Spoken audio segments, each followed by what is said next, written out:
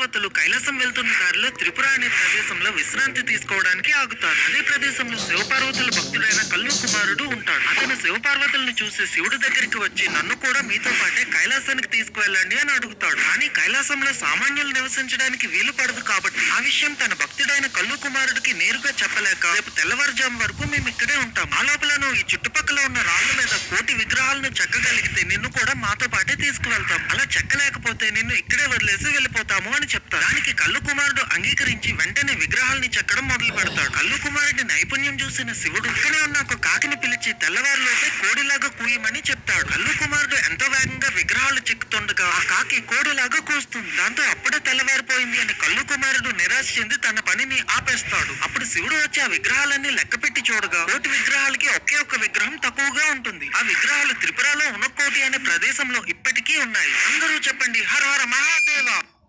ఒకరోజు శివపార్వతి